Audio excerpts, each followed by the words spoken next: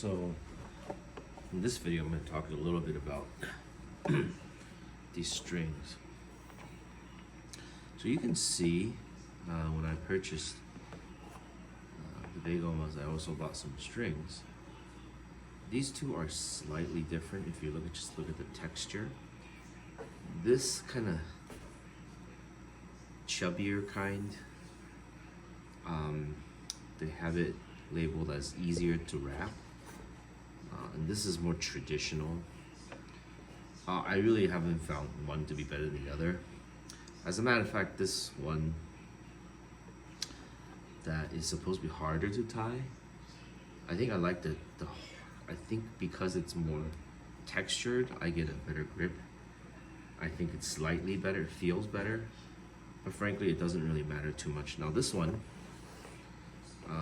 this chubbier one, has the knots tied in order to wrap. I actually bought these with the knots already tied. They're not perfect. You can see these two segments. The knots are slightly different, but you're supposed to have a little bit of distance between the knots. Or they have these dummy versions. The knots are still there, but they put this little plastic here. And this will sit over the tip of the Beigoma. I do absolutely want the ends like this, because you use that to wrap around the back and hold it. It's much easier to hold than when it's in a string. Again, I mean, when I say you absolutely want that, that's just what I think I've been taught. And for a right-handed person, this goes around the back and crosses to the left. Okay? So you have to do this kind of tight, especially in the beginning. So it goes around the back, crosses to your own left, goes towards the left hand, and then it starts going around the two knots.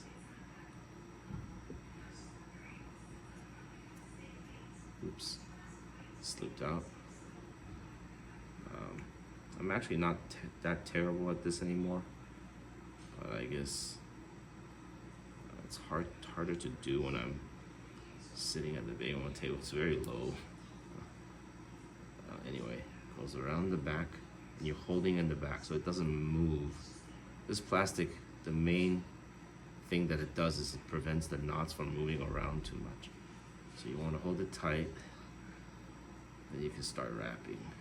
The first two rounds of wrapping, or the first two circles, you really want to make it tight, and it'll really help the rest stay.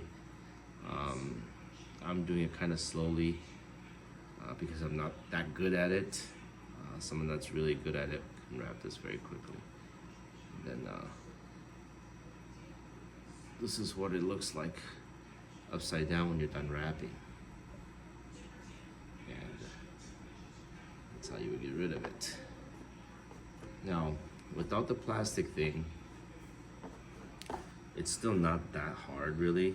You just use the part of the string that's between the two knots.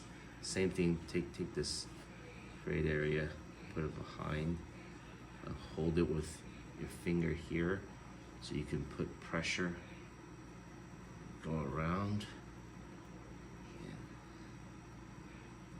Actually, to be honest, I think the plastic really doesn't help me that much anymore. In the beginning it really did, but I kind of almost prefer it not being there, because I feel like this Beigoma is already so small. Oh. If your first two is pretty good, it won't come apart. You just go back to wrapping. Just there's so little to hold that the plastic sticking up kind of gets in the way, sort of. Depends, I guess. Okay. And so this is how it looks when it's wrapped. Just the knots. I also bought some of these learner Beigomas, and they have these grooves and nicer points, and that's because these grooves where you can kind of put the string, make it easier on yourself. This helps a lot, having the grooves.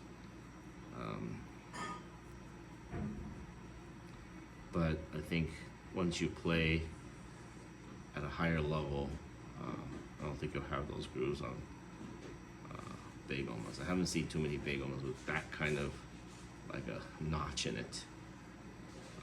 So anyway.